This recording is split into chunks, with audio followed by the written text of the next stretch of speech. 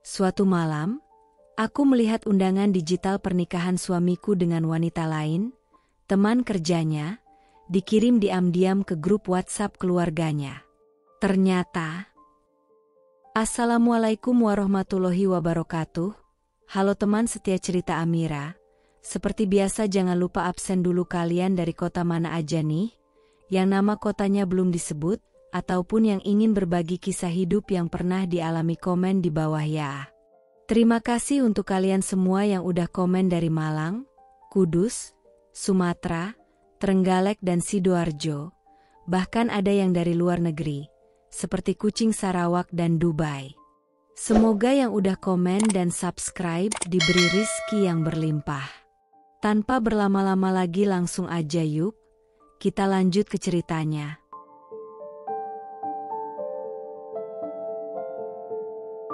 Namaku Rania. Usia 34 tahun. Aku istri dari Andra, pria yang dulu kubantu dari nol. Kami menikah muda dan hidup susah bersama. Aku percaya, cinta yang tulus pasti berbuah indah. Tapi, ternyata aku salah besar. Aku masih ingat hari-hari itu, hari-hari yang membuatku merinding setiap kali aku mencoba mengenangnya. Hari-hari yang dipenuhi dengan rasa lapar, ketakutan, dan doa-doa yang nyaris tanpa suara, karena kami sudah terlalu lelah bahkan untuk menangis.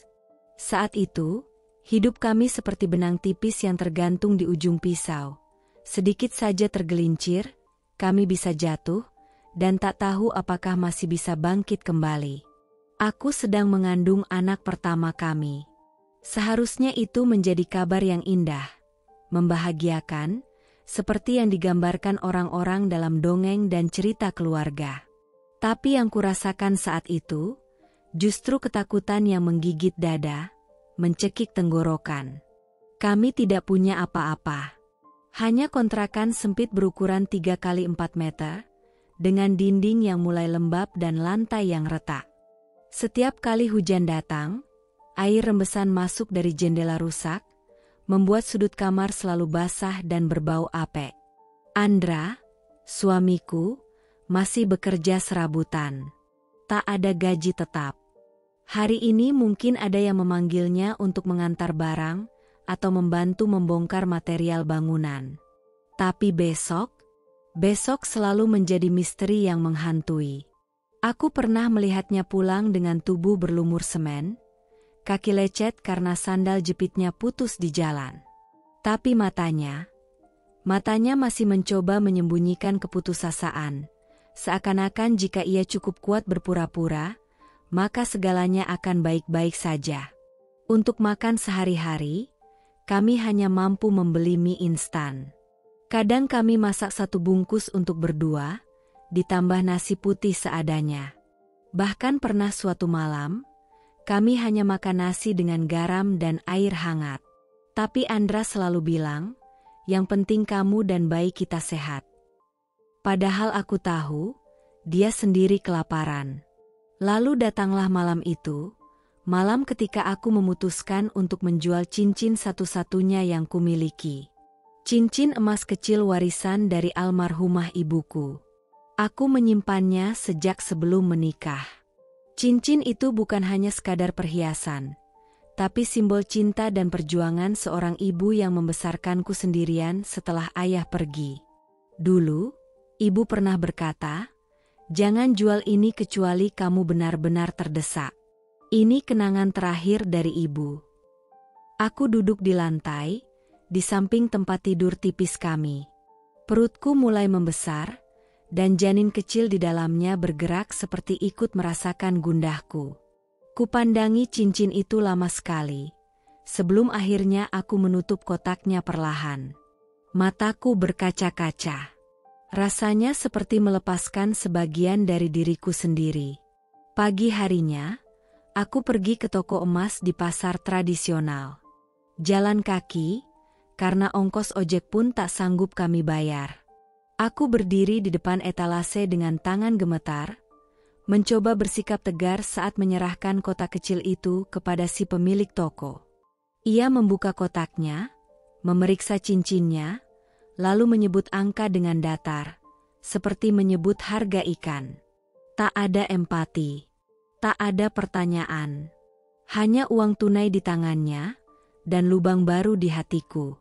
Uang itu langsung kugunakan untuk biaya kontrol ke bidan, dan menyimpan sebagian untuk melahirkan. Aku tak punya waktu untuk menangisi kehilangan. Karena satu-satunya pilihan adalah terus berjalan. Walau kakiku berdarah, walau hati terasa sobek. Malam itu, aku duduk bersama Andra di beranda kecil rumah kontrakan kami. Ia menggenggam tanganku lama, memandangku seolah ingin mengatakan sesuatu, tapi terlalu berat untuk diucap.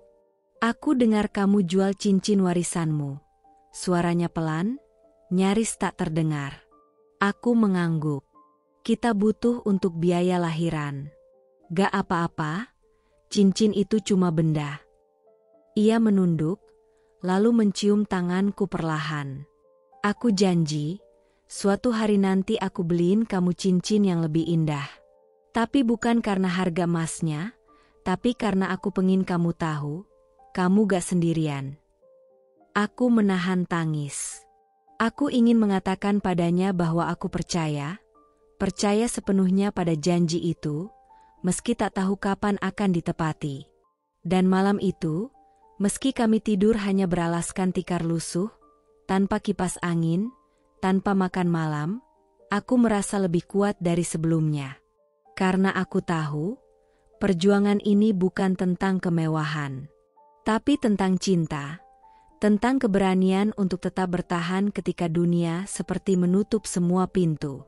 Dan pengorbanan adalah bahasa cinta paling sunyi, tapi paling tulus yang pernah ada. Hidup memang aneh. Setelah melewati begitu banyak malam dengan perut keroncongan dan hari-hari penuh ketidakpastian, akhirnya doa-doa kami dijawab juga. Andra, suamiku, diterima bekerja di sebuah perusahaan besar.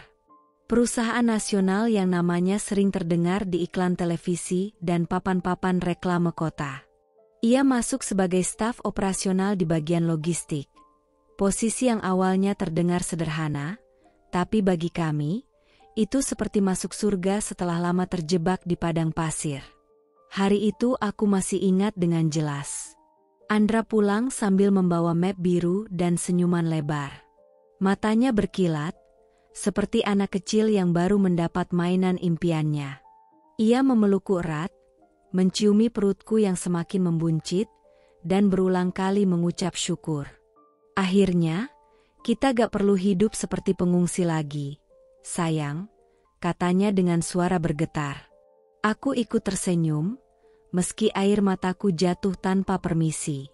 Dalam benakku, aku membayangkan kehidupan yang lebih layak untuk anak kami nanti. Bisa beli susu yang bagus, baju bayi baru, bahkan mungkin tempat tinggal yang lebih layak, bukan kontrakan pengap beraroma lembab seperti sekarang. Beberapa bulan setelah ia mulai bekerja, benar saja, kehidupan kami mulai berubah. Uang gaji pertamanya digunakan untuk menebus utang-utang kecil yang sempat kami tunda. Lalu ia membelikan ranjang bayi, kursi goyang kecil untukku menyusui, dan bahkan kulkas bekas yang sudah lama kuimpikan. Aku melihatnya begitu semangat menata ulang rumah kontrakan kami, mencat ulang dinding, bahkan memperbaiki kamar mandi yang bocor. Untuk pertama kalinya, rumah kami terasa seperti rumah sungguhan. Namun, seperti pagi yang pelan-pelan berubah menjadi malam, aku juga mulai melihat sesuatu yang perlahan tapi pasti berubah dari dalam dirinya. Semula ia pulang kerja tepat waktu, masih sempat makan malam bersamaku, membelai rambutku, bercerita tentang bos dan rekan kerjanya. Tapi perlahan, kehangatan itu memudar. Ia mulai sering pulang terlambat. Katanya lembur, katanya ada audit, katanya ada meeting dadakan. Kadang malam-malam aku masih menunggunya sambil duduk di atas tikar, dengan makanan yang sudah dingin di atas meja. Teleponku tak dijawab, pesanku hanya dibaca. Aku berusaha maklum, berusaha paham bahwa mungkin ia benar-benar lelah. Tapi makin hari, alasan dan sikapnya mulai tak sejalan. Suatu malam, ia pulang hampir tengah malam. Wajahnya datar, tubuhnya tercium wangi parfum asing yang tidak pernah kupakai. Saat aku hendak memeluknya, ia hanya melewatkanku begitu saja, berjalan menuju kamar mandi tanpa sepatah kata pun. "Andra, kamu udah makan?" tanyaku pelan, mencoba menjaga nada suara agar tetap hangat. "Udah di kantor," jawabnya singkat, tanpa menoleh. Lalu sunyi. Yang terdengar hanya suara air keran mengalir, dan suara degup jantungku yang entah kenapa malam itu terasa berat sekali. Hari-hari berikutnya menjadi semacam penantian. Aku tak tahu sedang menanti apa. Mungkin penjelasan, mungkin pelukan, mungkin hanya sedikit perhatian yang dulu selalu ia sematkan padaku, bahkan saat kami sama-sama tak punya apa-apa. Ia tak lagi menyentuhku, tak lagi menatapku seperti dulu. Dan yang lebih menyakitkan, ia mulai membawa pulang kebisuan. Aku yang dulu menantinya di depan pintu, kini hanya bisa mengintip dari balik gorden. Bertanya-tanya, laki-laki itu masihkah suamiku? Atau hanya sisa bayangan dari seseorang yang dulu berjanji akan melindungiku, apapun yang terjadi? Dan yang paling menyesakan, aku mulai bertanya-tanya, apakah perubahan ini adalah harga dari mimpi yang akhirnya terwujud? Mungkin benar kata orang. Kadang, saat hidup mulai membaik, yang berubah bukan cuma nasib, tapi juga hati seseorang. Pertengkaran memang hal biasa dalam rumah tangga. Aku tahu itu. Aku tidak naif. Tapi malam itu, ada sesuatu yang berbeda. Sesuatu yang membuat hatiku dingin, seperti ada jarum halus yang menusuk pelan tapi pasti, hingga nyerinya menjalar ke seluruh dada. Aku ingat betul, malam itu hujan turun deras. Angin mengetuk jendela dengan kasar, dan lampu di dapur sempat berkedip beberapa kali. Tapi bukan hujan, bukan angin, dan bukan lampu yang membuat hatiku tak tenang, melainkan perubahan dalam tatapan mata Andra yang tak lagi sama. Aku menyiapkan makan malam seperti biasa. Tumis kangkung, telur dadar, dan sambal kesukaannya. Dulu, ia selalu memuji sambalku, bahkan menyebutnya lebih enak dari sambal ibunya sendiri. Tapi kali ini, saat makanan sudah rapi di meja dan aku memanggilnya untuk makan, ia hanya duduk dengan wajah lelah. Lalu berkata, "Aku capek." Nada suaranya bukan seperti biasanya. Bukan seperti suami yang baru saja pulang kerja dan lelah secara fisik. Tapi lebih seperti seseorang yang sedang menahan emosi, sedang menghindar, sedang bosan. Aku berhenti sejenak. Jantungku berdebar aneh. "Aku tahu kamu capek, Andra, tapi apa aku salah? Aku nunggu kamu dari sore. Makanan udah dingin. Aku cuma pengen kita makan bareng, kayak dulu." Ia diam. Matanya tak menatapku. Rahangnya mengeras. Lalu tanpa menjawab, ia berdiri begitu saja dan berjalan ke arah kamar mandi, sambil membawa HP-nya. Sekilas saja, tapi cukup untuk membuatku merasa seluruh dunia ini berhenti berputar. Kenapa harus bawa HP ke kamar mandi? Dulu ia tak pernah seperti itu. Bahkan saat kami baru menikah pun, HP-nya selalu ia letakkan sembarangan di meja makan, di sofa, kadang malah tertinggal di motor. Tapi kini, ia seperti menjaganya lebih dari apapun. Seperti ada rahasia yang harus disembunyikan, sesuatu yang tak boleh aku tahu. Aku menatap piring yang belum disentuh. Aku mencoba mengontrol nafasku, tapi gagal. Aku tahu, ini bukan pertengkaran biasa. Bukan sekadar karena lelah kerja. Ada sesuatu yang mulai tumbuh di antara kami, dan bukan cinta, tapi jarak. Diam. Rahasia. Beberapa menit kemudian, ia keluar dari kamar mandi. Rambutnya basah, tapi bukan karena mandi. Ia hanya menyiram wajahnya, kebiasaannya kalau sedang kalut. Tapi matanya masih sama, kosong, jauh, dan dingin. Endra, bisa gak kita bicara sebentar? Aku ngerasa ada yang berubah. Ia menghela napas panjang. Sejenak aku berharap ia akan bicara, menjelaskan, atau bahkan marah. Asal jangan diam. Tapi yang kudapat, hanyalah tatapan yang membuatku makin menggigil. Gak ada apa-apa. Kamu aja yang terlalu mikir. Katanya dingin. Aku menelan ludah. Ingin berkata sesuatu, tapi bibirku keluh. Kalau aku emang salah, tolong bilang. Aku gak mau kita saling mendiamkan kayak gini.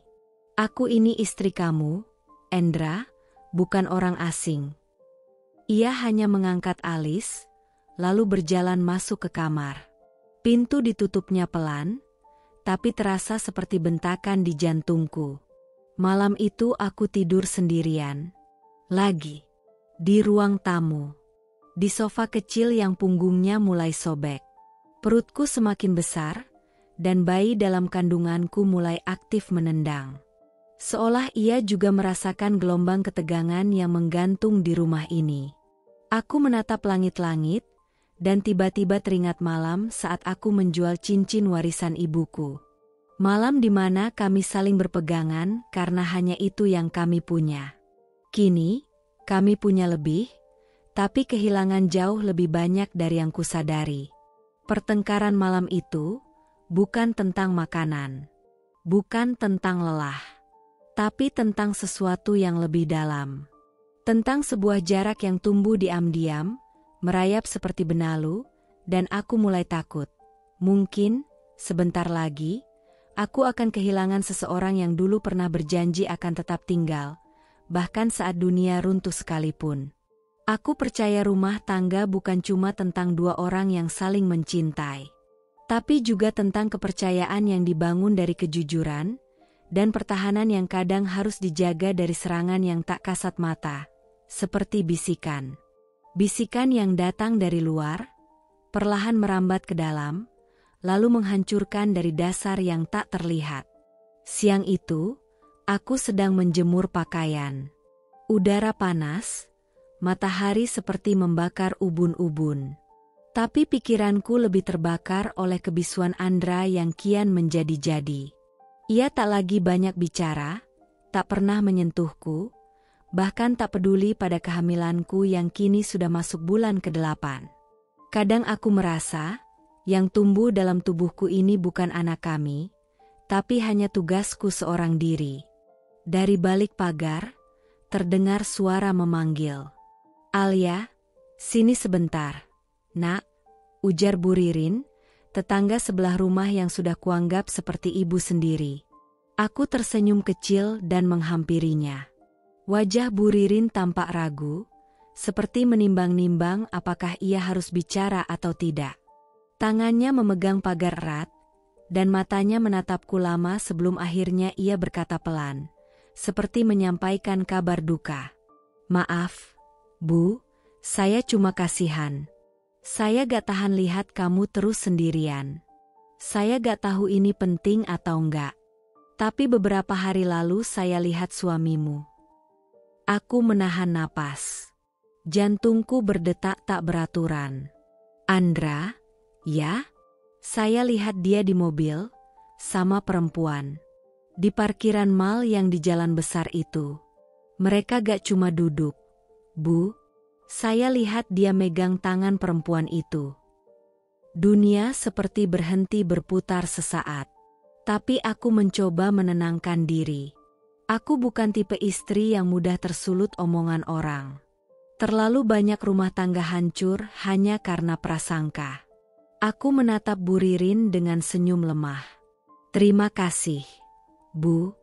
Saya hargai Ibu udah jujur. Tapi mungkin itu salah paham." "Semoga begitu, Nak. Saya doakan yang terbaik ya," katanya, sebelum akhirnya masuk kembali ke rumahnya. Setelah itu, aku kembali ke dalam. Tapi langkahku seperti tak berpijak. Suara Bu Ririn terus terngiang-ngiang di kepalaku.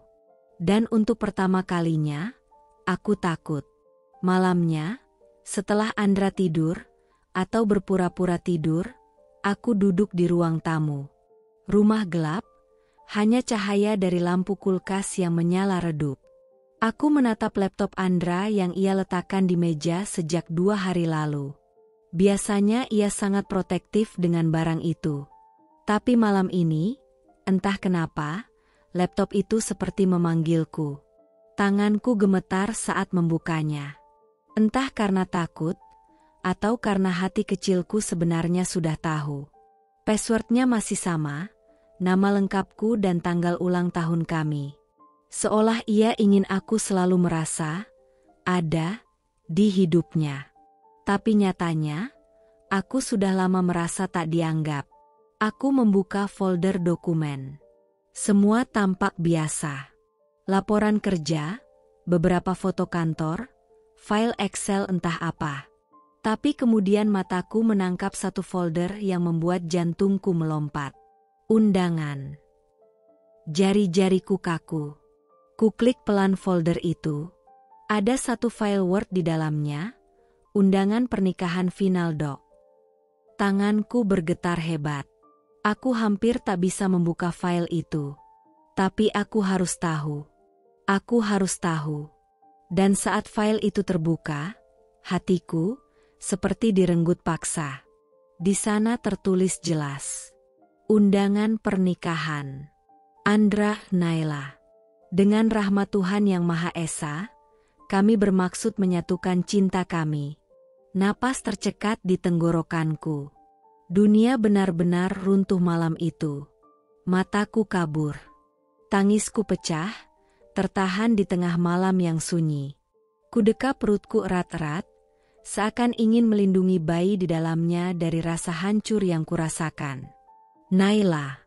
Aku tak pernah dengar nama itu sebelumnya. Tapi kini, nama itu menghancurkan seluruh hidupku. Andra tidak hanya berubah. Ia mengkhianati. Dan aku hanya seorang istri yang berjuang sendirian, di tengah reruntuhan yang bahkan belum sempat aku pahami sepenuhnya. Tanganku gemetar. Nafasku pendek-pendek, seolah udara di ruangan ini tiba-tiba menghilang. File itu terbuka di layar laptop, dan huruf-hurufnya terpampang jelas seperti pisau yang menusuk mataku, lalu menancap dalam kedada. Pernikahan Andra Laras, 28 Juli, Aula Kantor Pusat. Laras. Bukan Alia. Bukan aku. Mataku tak berkedip menatap nama itu. Layar laptop menjadi buram oleh genangan air mata yang tak lagi bisa kutahan. Dadaku sesak. Tangan kiriku refleks memeluk perut yang semakin besar, seakan-akan aku harus menjaga anak kami dari retakan yang mulai membelah jiwaku. Namaku bahkan tak tercantum. Padahal aku adalah istrinya. Ibu dari anaknya. Wanita yang menemaninya dari nol, dari mie instan dan nasi garam.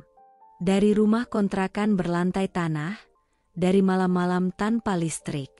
Aku adalah perempuan yang pernah ia peluk dengan janji, aku akan buat kamu bahagia. Lalu siapa Laras? Kapan ia datang? Dari mana ia muncul? Dan sejak kapan aku berubah dari pendamping hidup menjadi sekadar bayang-bayang yang dilupakan?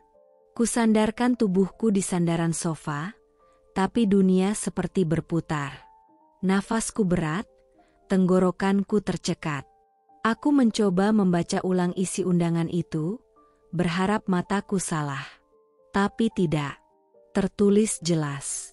Tanggal, tempat, desain bunga-bunga di pinggir halaman, bahkan ada catatan, dress code, formal, dominasi warna marun. Mereka menyiapkan ini dengan sadar, dengan tenang. Sementara aku, istri sah, tengah mengandung anaknya dan bahkan tak diberitahu apa-apa.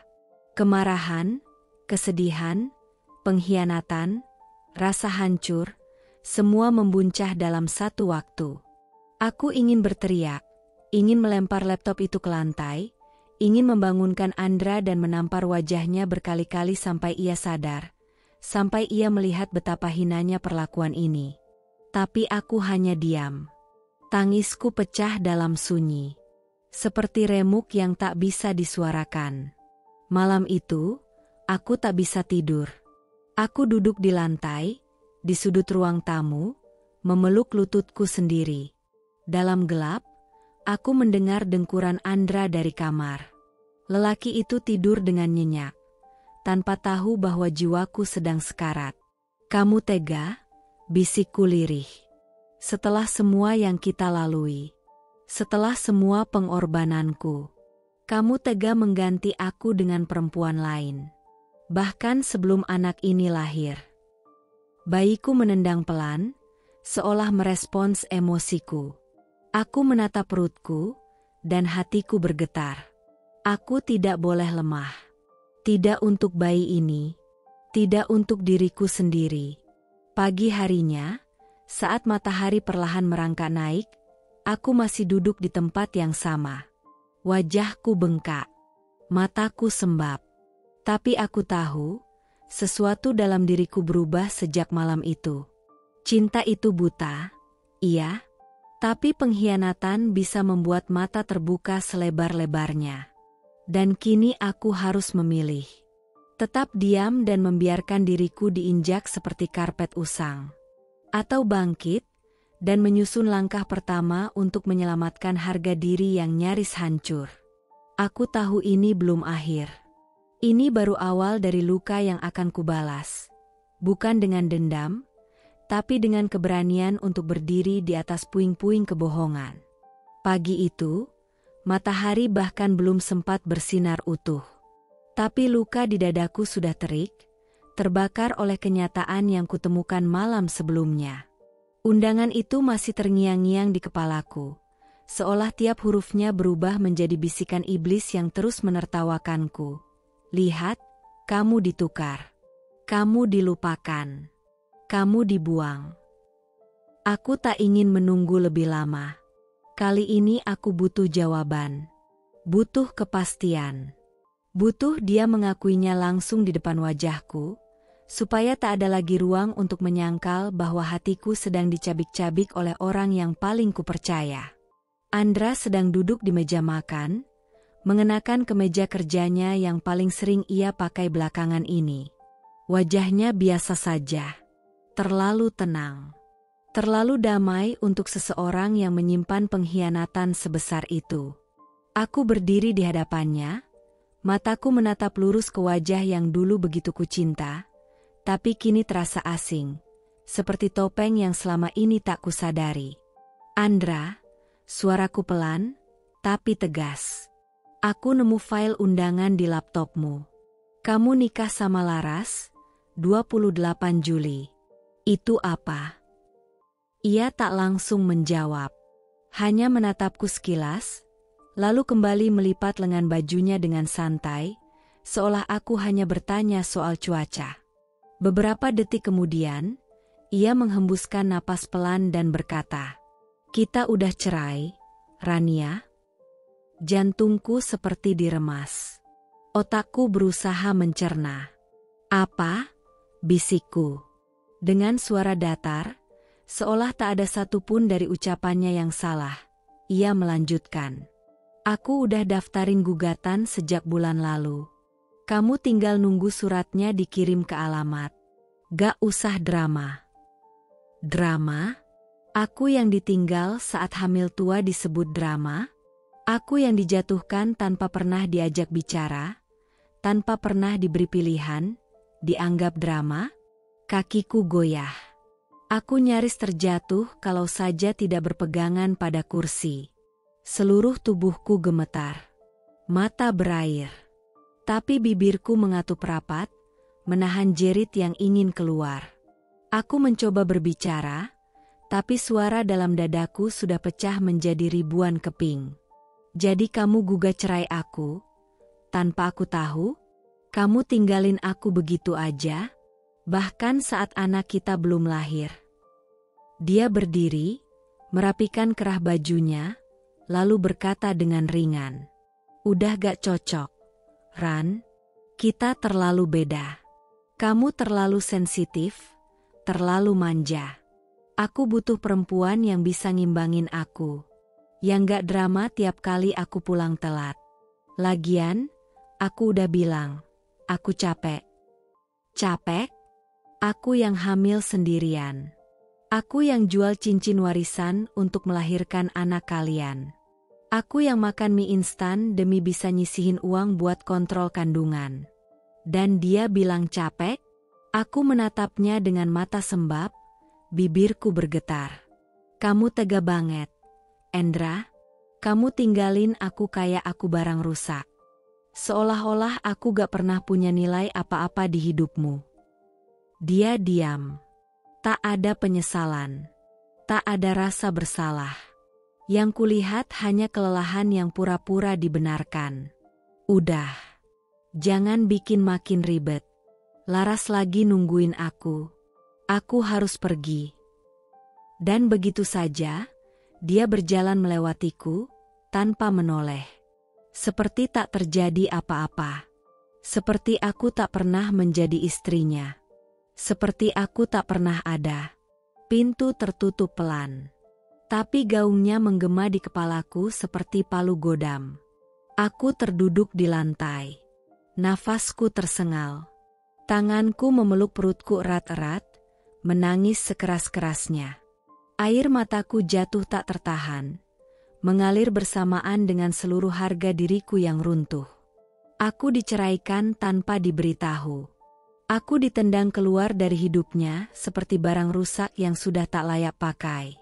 Dan lebih menyakitkan lagi, aku dilepaskan saat aku sedang membawa darah dagingnya dalam tubuhku. Tapi aku tahu, sejak saat itu, aku tak bisa lagi bergantung pada siapapun, kecuali diriku sendiri. Karena yang tersisa kini, hanya aku dan bayi ini. Dan demi dia, aku harus tetap berdiri. Bahkan ketika dunia melemparku keluar tanpa peringatan, aku akan kembali berdiri, dengan kepala tegak. Aku pikir penderitaanku sudah cukup. Dikhianati, diceraikan diam-diam, dibuang saat mengandung. Tapi ternyata semesta belum selesai mengujiku. Luka yang sudah menganga, kembali disayat, kali ini lebih dalam, lebih kejam, lebih tak manusiawi. Beberapa minggu setelah melahirkan Rafa, anak lelaki yang kulahirkan dengan darah, air mata, dan keputusasaan, aku menerima surat dari pengadilan. Surat resmi, yang membuat lututku lemas begitu kubaca isinya. Permohonan hak asuh anak. Diajukan oleh Andra Wicaksana. Tanganku bergetar saat memegang kertas itu. Dunia di sekelilingku mendadak bisu. Detak jam dinding terdengar seperti dentuman bom. Satu kalimat melintas di kepalaku berulang kali. Mereka ingin ambil anakku. Anak yang kulahirkan. Anak yang kutimang sendirian di malam-malam penuh tangis. Malam itu, Andra datang bersama ibunya, mertuaku, perempuan yang sejak awal tak pernah benar-benar menerimaku. Ia datang dengan pakaian mewah dan wajah dingin, membawa aroma parfum mahal yang menusuk hidung. Sementara aku masih mengenakan daster lusuh, rambut kusut, dan wajah sembab karena begadang menjaga bayi yang masih menyusu. Mertuaku duduk tanpa diundang. Suaranya lantang, seperti hakim yang menjatuhkan vonis pada terdakwa. Kamu tahu sendiri, Rania, kamu gak punya kerja, gak punya penghasilan. Kamu pikir bisa kasih masa depan buat Rafa? Gak realistis. Aku memeluk Rafa erat-erat. Bayiku baru 2 bulan.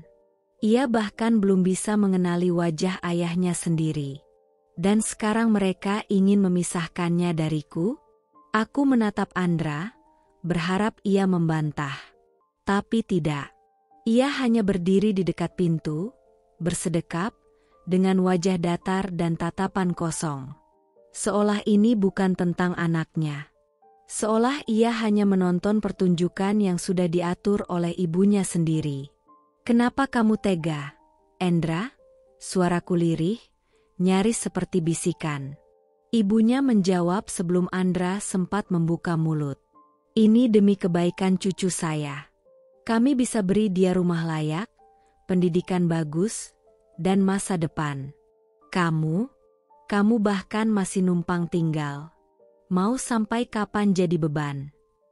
Kata-kata itu menghantamku lebih keras dari tamparan. Beban. Itu label yang mereka sematkan padaku. Padahal aku yang menanggung kehamilan tanpa suami. Aku yang berjaga malam demi menyusui. Aku yang bergulat dengan luka bekas operasi saat tak ada satupun dari mereka datang menjenguk. Aku nyaris gila malam itu. Setelah mereka pergi, aku mengunci diri di kamar, memeluk Rafa seperti pelampung di tengah badai. Tangisku pecah, bukan hanya karena ketakutan kehilangan anakku, tapi karena rasanya, aku sedang dihancurkan perlahan-lahan, ditarik dari semua sisi sampai tak bersisa. Aku tahu aku bukan perempuan sempurna. Aku tahu aku bukan ibu yang kaya raya, tak punya gelar tinggi, atau rumah mewah. Tapi satu hal yang kupunya, dan mereka tak akan pernah mengerti, adalah cinta. Cinta yang lahir dari rahimku sendiri. Cinta yang kutumbuhkan dengan nyawa yang hampir hilang saat melahirkan Rafa. Dan demi cinta itu, aku bersumpah, aku tak akan membiarkan mereka mengambil anakku. Meski aku harus berdiri sendiri. Meski aku harus belajar hukum dari nol. Meski aku harus bangkit dari reruntuhan. Karena seorang ibu bisa mati demi anaknya. Tapi tak akan pernah menyerahkan anaknya hidup-hidup kepada mereka yang tak tahu bagaimana rasanya berjuang sendirian. Tak ada yang lebih menyakitkan dari kehilangan. Kecuali dipaksa melepaskan. Hari itu aku berdiri di depan rumah yang dulu kutata penuh cinta. Dulu aku yang mengecat dindingnya pelan-pelan saat hamil tua. Aku yang memilih tirai kecil di jendela dan meletakkan nama Rafa di dinding kamar dengan huruf kayu berwarna pastel. Kini, aku hanya berdiri di sana, menggenggam gagang koper lusuh, menyaksikan pintu rumahku dikunci oleh tangan orang lain. Rumah itu memang atas nama Andra. Akta tanahnya, surat-suratnya, semuanya atas nama dia, karena dulu aku percaya. Percaya bahwa rumah itu bukan sekadar bangunan, tapi tempat untuk membesarkan keluarga. Percaya bahwa nama di atas kertas tak berarti apa-apa kalau cintanya tulus. Ternyata aku salah. Cinta bisa pudar, dan kertas bisa mengusirku dari tempat yang dulu kusebut rumah. Andra tidak hadir. Hanya ada kuasa hukum yang menyerahkan dokumen putusan pengadilan, lengkap dengan hak asuh anak dan pengosongan rumah. Semua sudah diatur rapi. Semua sudah terencana. Dan aku, tak lebih dari potongan kenangan yang dibuang begitu saja. Anakku, Rafa, juga sudah tak ada. Mereka membawanya 2 hari lalu. Katanya demi kestabilan dan fasilitas yang lebih baik. Tapi aku tahu, yang mereka rebut bukan karena peduli, tapi karena ingin menang. Dan aku adalah luka yang ingin mereka lenyapkan dari hidup Andra sepenuhnya. Dengan tubuh gemetar dan mata yang sudah terlalu kering untuk menangis, aku melangkah pergi dari rumah itu. Tidak ada yang kupunya.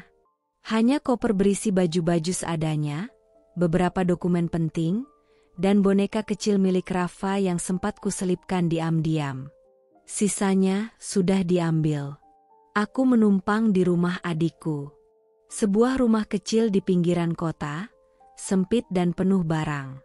Tapi lebih hangat dari rumah besar yang kutinggalkan, karena di sana masih ada cinta yang tersisa untukku.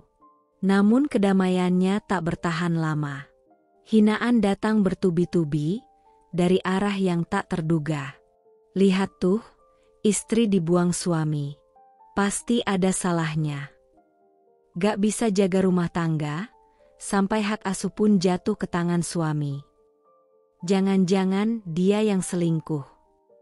Dasar perempuan pengangguran, gak becus urus diri, apalagi anak. Aku dengar semua itu.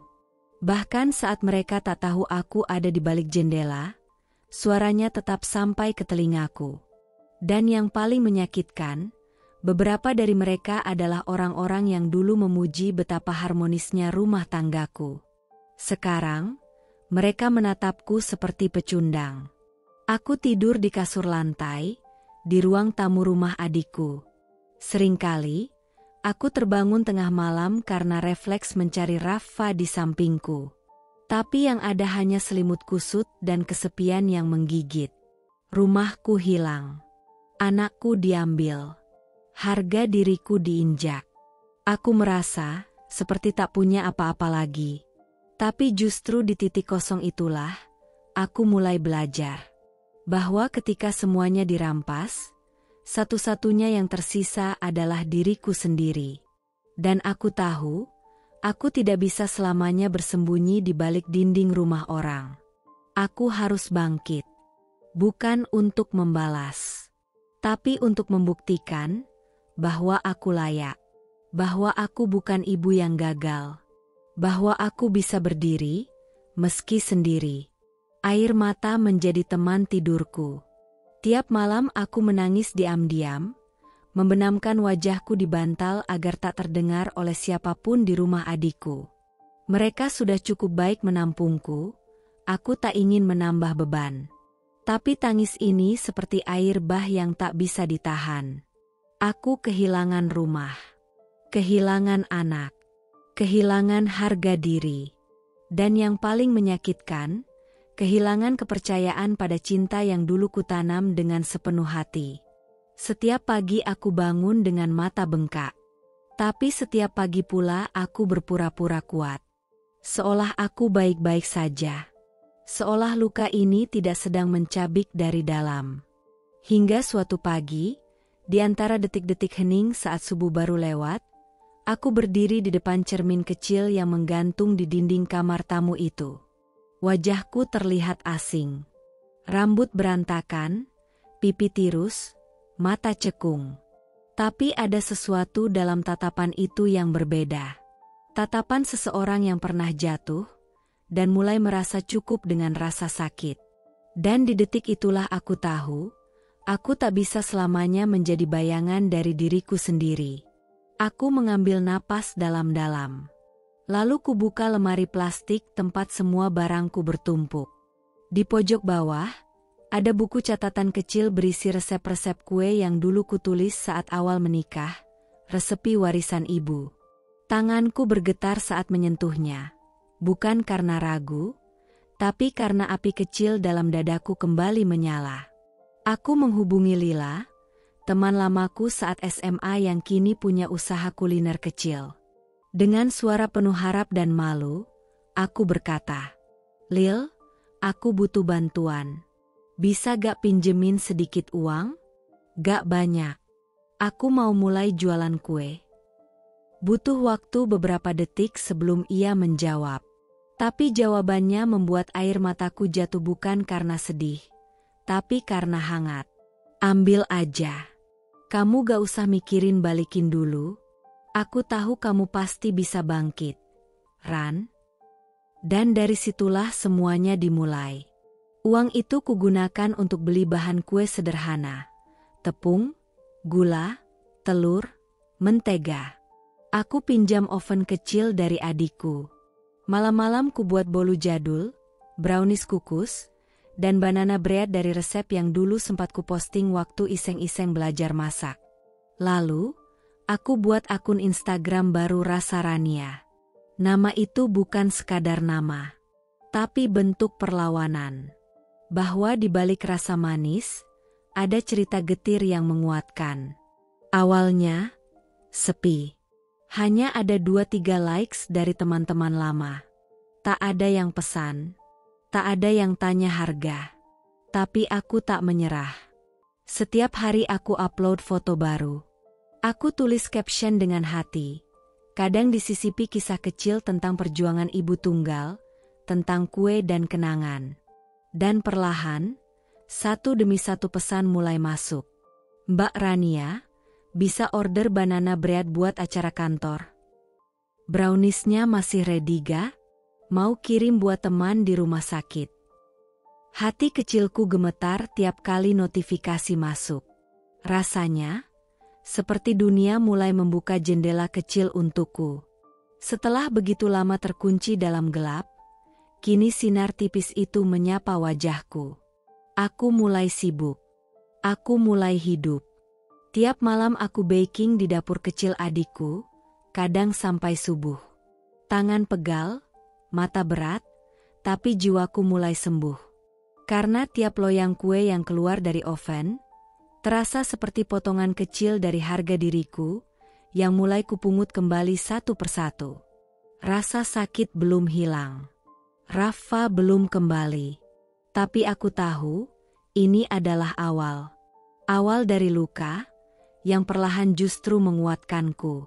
Aku bukan lagi perempuan yang terpuruk. Aku bukan lagi ibu yang kalah. Aku adalah perempuan yang sedang membangun kembali dunianya, dari tepung, gula, dan harapan yang tak bisa dibunuh oleh siapapun. Kadang Tuhan menyembuhkan luka dengan cara yang tak terduga. Bukan lewat obat atau waktu, tapi lewat hal-hal sederhana, seperti adonan bolu, aroma mentega hangat, dan senyum seorang pelanggan yang datang tanpa alasan, selain tulus. Usaha kecilku mulai menanjak, perlahan tapi pasti. Di awal, aku tak pernah berharap banyak. Hanya ingin bertahan hidup. Tapi suatu hari, sebuah keajaiban datang dari arah yang tak pernah kupikirkan. Seorang selebgram lokal, yang entah bagaimana menemukan akun Rasarania, memesan 1 loyang banana bread dan brownies kukus. Kupikir ia hanya ingin coba-coba. Tapi sore harinya, dia upload foto kuenya ke Instagram story-nya, lengkap dengan caption. Enak banget, baru nemu banana bread seenak ini. Yang buat, single mom pejuang hidup. Harus support. Dalam waktu kurang dari 2 jam, notifikasiku meledak. DM masuk bertubi-tubi. Masih ready, Kak? Aku mau 3 loyang besok. Bisa? Titip buat hari Minggu ya, buat hantaran. Tanganku gemetar saat menjawab satu persatu. Rasanya seperti mimpi. Dari dapur sempit, dari oven pinjaman dan loyang yang mulai penyok, tiba-tiba aku punya puluhan pesanan per hari. Adikku ikut bantu mengemas. Kadang kami bekerja sambil tertawa, kadang sambil menangis haru. Tapi yang pasti, malam-malamku tak lagi penuh air mata, melainkan tepung dan harapan yang mulai mengembang. Di tengah kesibukan itu, datanglah Reza. Pelanggan yang awalnya biasa saja. Ia pertama kali memesan lewat DM, tak banyak bicara. Tapi setelah pesanan ketiga, ia mulai rutin membeli. Setiap minggu, kadang 2 kali seminggu. Dan yang membuatku tak bisa mengabaikannya, adalah caranya memperlakukan pesananku, dan caranya memperlakukan aku. Bukan seperti pelanggan ke penjual, tapi seperti manusia ke manusia. Penuh hormat, penuh perhatian. Rasa kuenya lembut banget. Kayak kamu bikin pakai hati, tulisnya sekali waktu. Aku hanya membalas, makasih, Mas. Saya cuma berusaha jujur dalam rasa. Lalu dia membalas. Itu yang bikin beda. Dan mungkin itu juga yang bikin saya balik terus.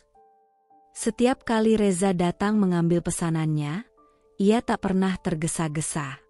Ia selalu menatap mataku saat bicara, tak pernah menyinggung masa laluku, tak pernah bertanya hal-hal yang menyakitkan. Tapi dalam diamnya, aku merasa dilihat.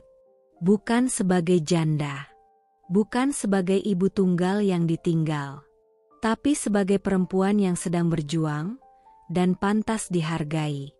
Satu hari, saat aku menyerahkan pesanan di depan rumah adikku, dia menatapku lama dan berkata pelan, "Kalau kamu butuh bantuan apapun, bukan hanya kue, tapi hidup, kamu bisa bilang ke saya." Aku terdiam. Hati yang sempat beku, tiba-tiba hangat. Bukan karena aku jatuh cinta, tapi karena untuk pertama kalinya setelah sekian lama, aku tidak merasa sendirian.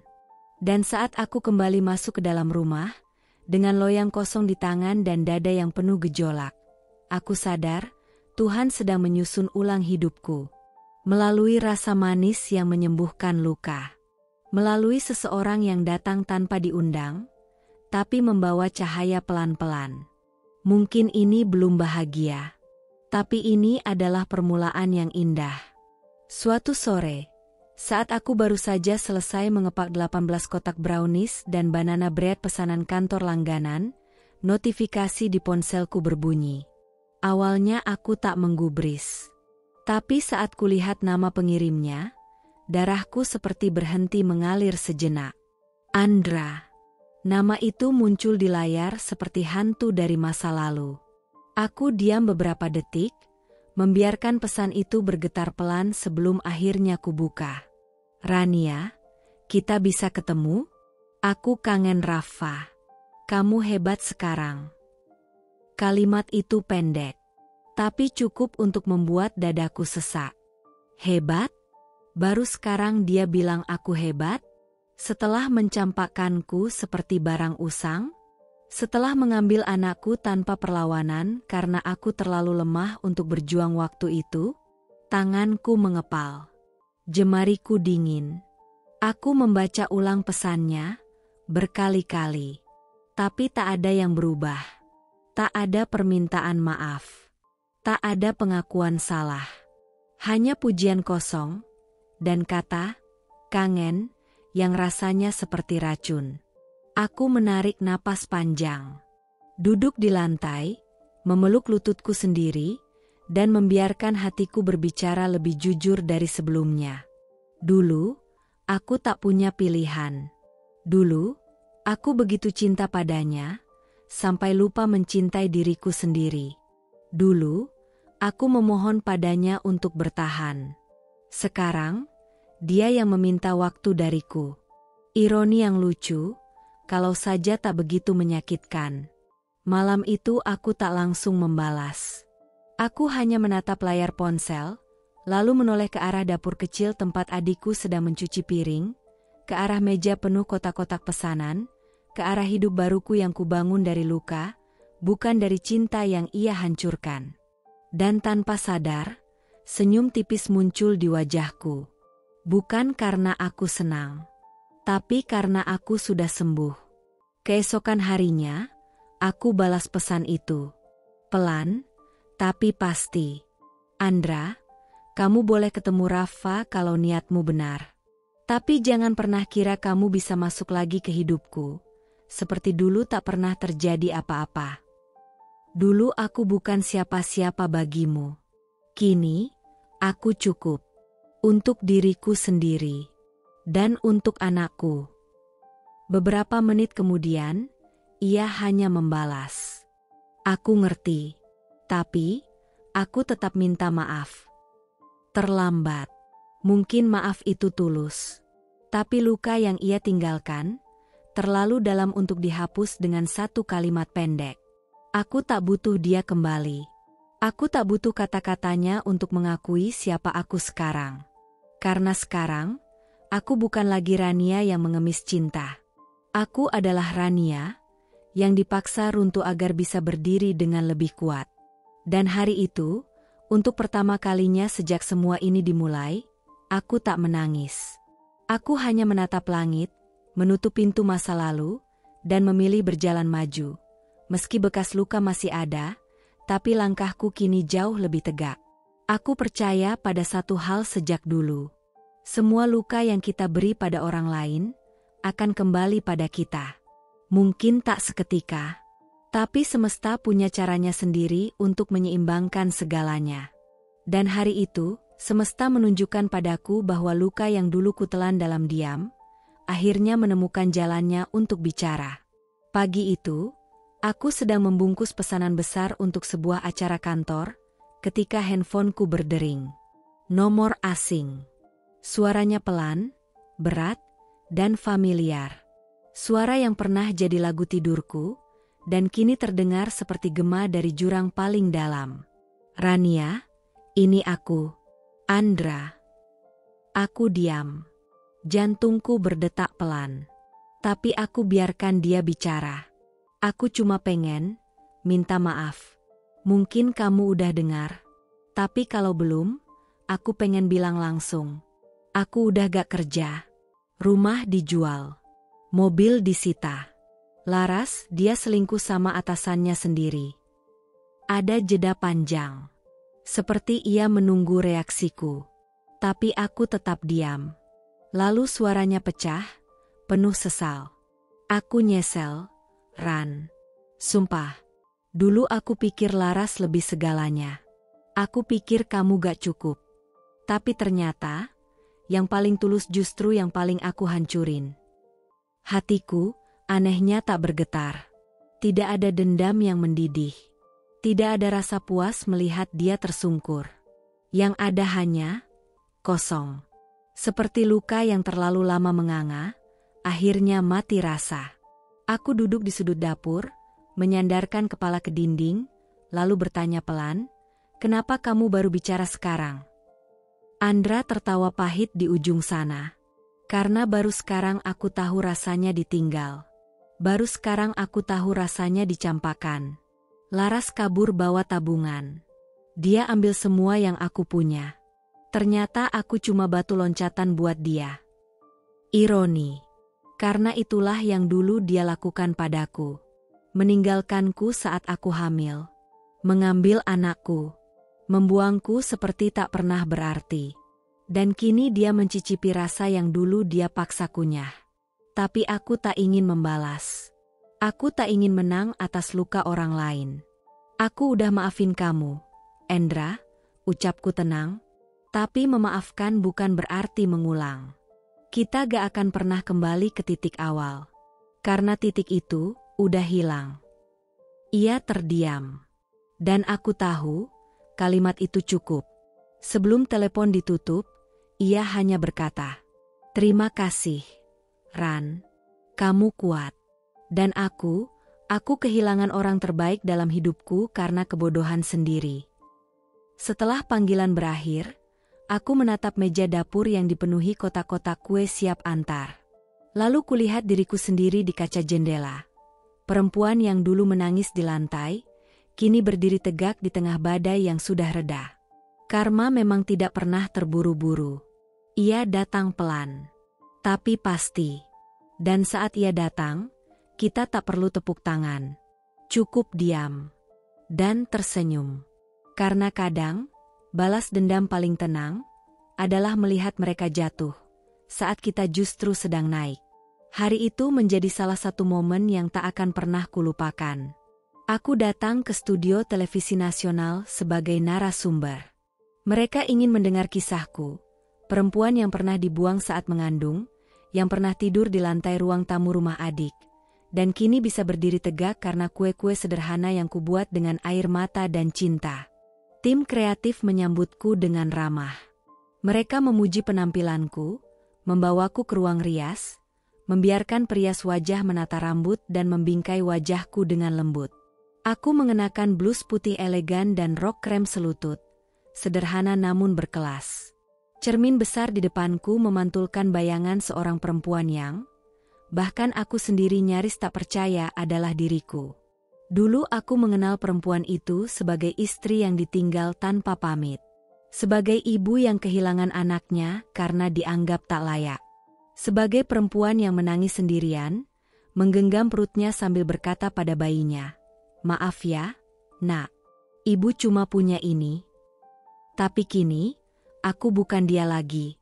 Aku tengah menunggu giliran tampil, berdiri di lorong belakang panggung, saat mataku menangkap sosok seseorang. Awalnya aku tak begitu memperhatikan. Dia berjalan lambat, mengenakan seragam biru tua. Di tangannya ada pel lantai.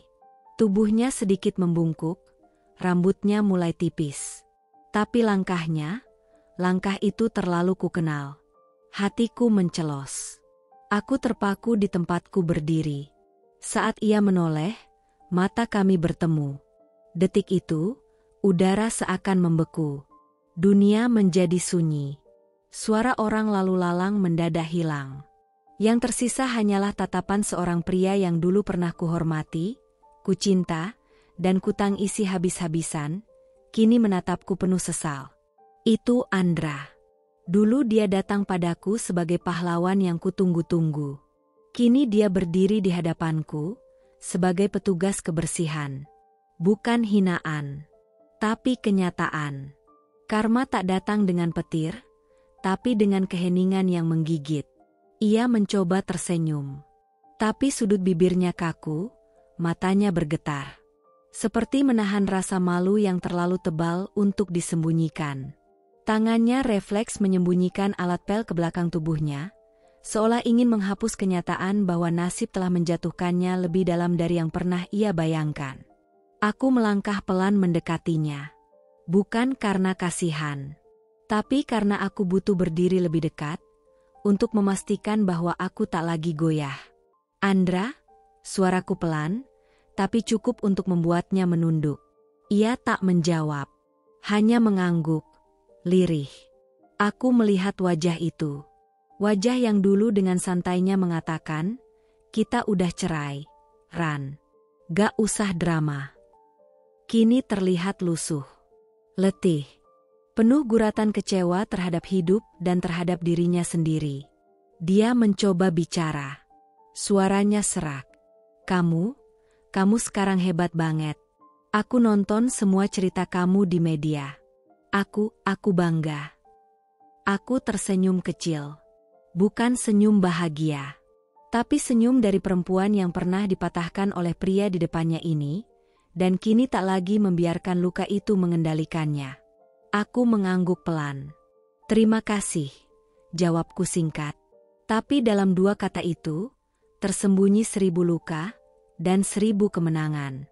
Ia mengembuskan napas berat, lalu berkata lirih, hampir seperti bisikan, aku cuma mau bilang, aku minta maaf, Ran. Untuk semua. Untuk ninggalin kamu. Untuk ngambil Rafa. Untuk nyakitin kamu kayak gitu. Aku menatap matanya. Dan untuk pertama kalinya, aku tidak merasakan marah, benci, atau dendam. Yang kurasa hanya lega. Karena aku akhirnya bisa berdiri di depannya, bukan sebagai korban, tapi sebagai pemenang yang memilih tidak membalas apa-apa. Maaf udah aku berikan sejak lama, Endra, tapi kita nggak bisa balik. Aku udah jadi orang yang beda sekarang. Kamu juga. Ia terdiam. Matanya berkaca-kaca. Tapi tak ada lagi yang perlu diucapkan. Karena sebenarnya, bukan kata-kata yang paling menyakitkan, tapi kesadaran bahwa waktu tak bisa diputar kembali. Ketika namaku dipanggil oleh kru studio untuk bersiap naik ke panggung, aku meninggalkannya begitu saja. Bukan karena sombong, tapi karena aku tahu, kalau aku menoleh ke belakang sekarang, aku akan mengkhianati perjuanganku sendiri. Dan saat aku melangkah ke atas panggung, diiringi tepuk tangan dan cahaya lampu yang hangat, aku sadar satu hal. Kemenangan terbesar bukan saat orang yang menyakitimu minta maaf. Tapi saat kamu tak lagi butuh permintaan maaf itu untuk merasa utuh. Aku berdiri di bawah sorotan lampu. Kamera mengarah ke wajahku. Dan untuk pertama kalinya, aku benar-benar merasa hidup. Bukan sebagai istri yang ditinggal. Bukan sebagai ibu yang direbut anaknya. Tapi sebagai Rania, perempuan yang pernah hancur, dan memilih bangkit dengan cara paling anggun. Sore itu langit mendung, tapi kafe kecil di ujung kota itu justru terasa hangat. Aku datang dengan hati yang berdebar pelan, membawa sejuta rasa yang tak bisa dijelaskan hanya dengan kata, penasaran. Reza mengundangku bertemu. Katanya, ada hal penting yang ingin ia sampaikan langsung.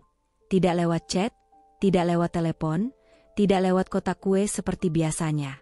Saat aku tiba, ia sudah duduk di sudut ruangan dekat jendela, mengenakan kemeja biru langit yang sedikit digulung di lengan. Di hadapannya ada 2 cangkir kopi. Satu sudah sedikit dingin, satu lagi masih mengepul. Ia menoleh dan tersenyum. Senyum yang tidak membuat jantungku berlari kencang, tapi membuat hatiku terasa tenang. Dan mungkin, itulah perbedaan antara yang membuat jatuh cinta dan yang membuat ingin pulang. Aku pesenin kopi yang kamu suka, katanya sambil mendorong cangkir itu ke arahku. Latte dengan sedikit kayu manis. Kan? Aku tersenyum kecil, terharu. Aku bahkan tak ingat kapan pernah bilang soal itu. Kami mengobrol ringan, membahas pesanan kue, postingan Instagram terakhir, hingga berita viral tentang usahaku. Tapi aku tahu, ada sesuatu yang ia tahan sejak tadi. Matanya menyimpan sesuatu yang tak bisa dibohongi, sebuah pergolakan batin yang ingin keluar, tapi menunggu waktu yang tepat. Dan akhirnya, setelah menyeruput sedikit kopinya dan menatapku dalam-dalam, ia berkata dengan suara pelan namun mantap. Rania, aku tahu kamu pernah terluka dalam, sampai kamu bahkan membangun benteng di sekeliling hatimu. Aku bisa lihat itu. Aku terdiam. Nafasku tertahan. Tapi aku cuma minta satu hal, izinkan aku bahagiakan kamu. Bukan karena kamu butuh diselamatkan, karena jelas kamu sudah bisa menyelamatkan dirimu sendiri. Tapi karena aku ingin jadi orang yang kamu pilih. Bukan pelengkap. Bukan pengganti. Tapi pilihan. Kata-katanya jatuh perlahan, seperti hujan pertama setelah musim kemarau panjang. Tidak deras. Tidak mengejutkan. Tapi menyentuh setiap bagian jiwaku yang tadinya kering. Aku menunduk. Menyentuh cangkir kopiku. Menahan air mata yang entah kenapa mendesak keluar. Reza tidak datang dengan janji. Dia tidak datang dengan harapan muluk. Dia datang dengan keberanian untuk mencintai seseorang yang masih belajar mencintai dirinya sendiri. Aku nggak sempurna, Za, bisikku nyaris tak terdengar. Aku masih suka takut. Masih sering mimpi buruk. Masih sering merasa sendiri, bahkan saat di tengah keramaian. Reza mengangguk. Aku nggak minta kamu berubah. Aku cuma minta satu, jangan usir aku saat kamu merasa paling rapuh. Karena aku bukan datang untuk menggantikan siapa-siapa. Aku datang untuk berjalan di samping kamu. Air mataku jatuh satu persatu. Tapi kali ini, bukan karena luka. Tapi karena ada yang menyentuh luka itu dengan kelembutan, bukan dengan pisau. Aku tak langsung menjawab. Tapi Reza tahu, kadang cinta tak butuh kata, ya. Cukup dengan tatapan yang tidak lari. Cukup dengan genggaman tangan yang tidak ditolak. Cukup dengan kehadiran yang dipertahankan. Dan sore itu, di kafe kecil dengan aroma kayu manis dan hujan yang mulai turun di luar jendela, aku mulai percaya lagi. Bukan pada cinta yang sempurna, tapi pada cinta yang berani menunggu dan tidak menghakimi luka. Hari itu langit mendung, angin berembus pelan, dan aroma adonan kue memenuhi seluruh sudut rumah. Aku baru saja selesai memanggang 24 kotak brownies untuk pesanan kantor Reza ketika suara ketukan terdengar dari pintu depan. Awalnya pelan, lalu terdengar lagi, lebih keras, lebih tergesa-gesa. Seperti seseorang yang sudah terlalu lama menahan tangis. Aku membuka pintu dengan tangan masih berdebu tepung. Dan di sana, berdiri seorang anak laki-laki dengan wajah yang tak asing. Rambutnya acak-acakan. Baju sekolahnya kusut. Sepatunya berlumpur. Dan matanya sembab, merah, penuh luka. Rafa, anakku, nafasku. Separuh jiwaku yang pernah direnggut dariku secara paksa. Kini berdiri di ambang pintu, dengan bibir gemetar dan mata memohon. Ibu, suaranya pecah. Aku pengen tinggal sama ibu. Dunia seperti berhenti berputar. Aku mematung. Air mataku langsung tumpah, tanpa bisa kutahan. Kukira aku sudah cukup kuat. Kukira aku sudah bisa menatap masa lalu tanpa menangis lagi.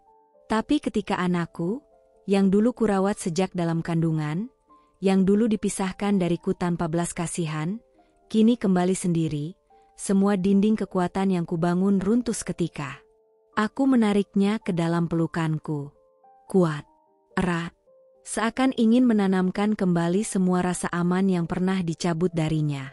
Sayang, kenapa kamu sendirian? Kok bisa kamu kesini? Ada apa, nak? Tanyaku sambil mengusap rambutnya yang basah oleh keringat dan hujan gerimis. Ia menengadah. Suaranya lirih, parau. Ayah sama Tante Laras sering berantem. Mereka teriak-teriak. Aku takut, Bu. Aku nggak bisa tidur. Aku kangen pelukan ibu. Aku cuma pengen tinggal sama ibu. Dada ini seperti diremas. Anakku minta pulang. Anakku yang dulu direbut paksa, kini memilih sendiri untuk kembali. Bukan karena dipaksa, tapi karena cinta tak pernah bisa dibohongi oleh dokumen hukum atau status pengasuhan. Aku mengecup keningnya berulang kali. Tak peduli air mataku membasahi pipinya. Tak peduli lututku gemetar. Mulai hari ini, kamu tinggal sama ibu, ya? Ibu janji, kamu gak akan sendiri lagi. Ia mengangguk, memelukku lebih erat. Hari itu, aku tak mencetak satupun kue. Pesanan kubatalkan. Kompor tak kusentuh. Yang kulakukan hanya menemani Rafa. Menyisir rambutnya. Menyiapkan air hangat untuk mandi. Memasakkan mie instan dengan telur favoritnya. Dan malamnya, untuk pertama kali setelah bertahun-tahun, aku bisa mendengar napasnya tertidur di kamar yang sama. Tak ada pelukan sehangat ini. Tak ada rasa lebih sakral dari tidur di samping anak yang dulu dipisahkan dariku. Dan saat ia membisik pelan dalam tidurnya, "Ibu, jangan pergi ya."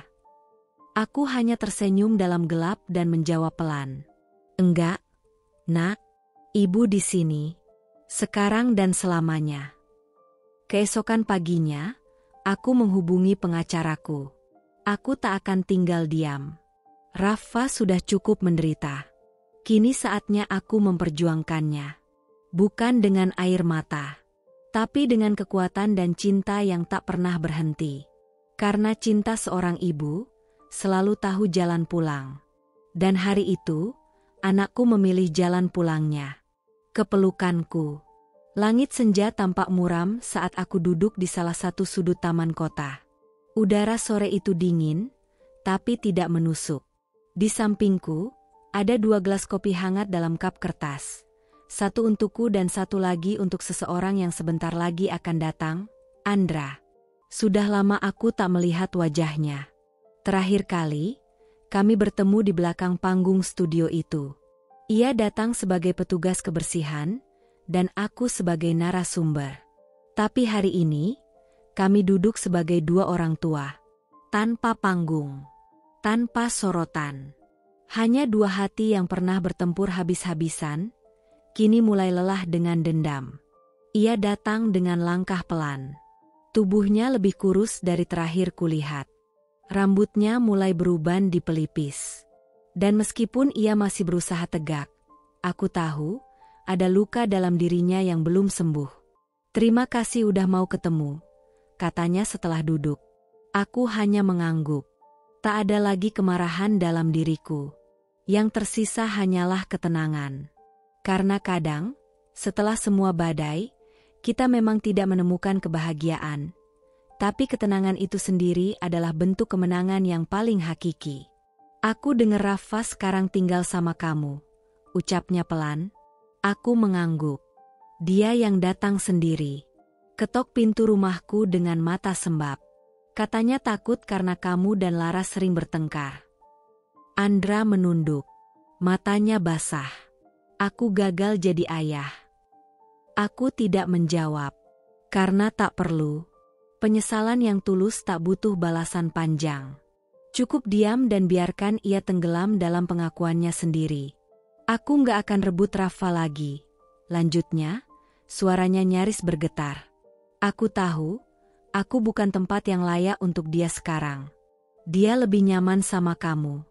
Dia butuh kamu." Kata-kata itu jatuh seperti angin sore yang tenang. Tak menghantam, tapi meresap perlahan. Dan saat aku menatap matanya, aku tak lagi melihat laki-laki yang menceraikanku diam-diam. Yang mengambil anakku dengan bantuan keluarganya.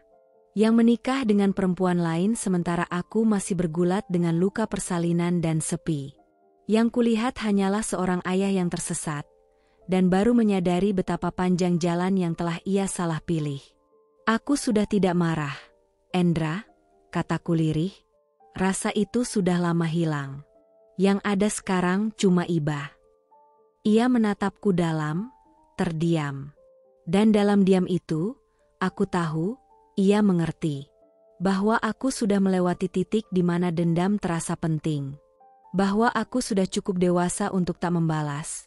Cukup kuat untuk tak mengungkit, dan cukup sembuh untuk memaafkan. Kalau kamu butuh kabar tentang Rafa, kamu bisa hubungi aku, tambahku. Ia mengangguk cepat, matanya berkaca-kaca. Terima kasih. Kamu jauh lebih baik dari yang pernah aku pikirkan, Ran. Maaf karena dulu aku buta. Aku tersenyum tipis. Aku juga salah, Endra. Salah karena terlalu mencintai kamu sampai lupa mencintai diriku sendiri. Kami berpisah setelah itu tanpa pelukan, tanpa jabat tangan. Tapi dengan satu hal yang paling berharga, perdamaian. Hari itu, aku tahu satu hal pasti. Dendam tak pernah menyembuhkan apapun. Tapi memaafkan, bisa menyembuhkan diri kita sendiri. Dan saat aku melangkah pulang, kutatap langit yang mulai memerah. Tak ada pelangi, tapi juga tak ada hujan. Hanya senja yang tenang, seperti hatiku. Aku tak pernah membayangkan bahwa hari ulang tahunku yang ke-35 akan terasa seperti pelukan hangat dari semesta. Setelah semua luka, kehilangan, dan air mata, aku tak berharap banyak. Bagiku, bisa meniup lilin di depan Rafa dan menikmati semangkuk mie buatan sendiri sudah cukup. Tapi hidup, ternyata masih menyimpan kejutan kecil yang tak terduga. Dan hari itu, aku merasa seperti tengah berada dalam mimpi yang begitu lembut namun nyata. Pagi-pagi, Rafa sudah membangunkanku sambil membawa kue kecil yang ia buat sendiri dengan bantuan adikku. Di atasnya ada lilin angka 35 yang sedikit miring.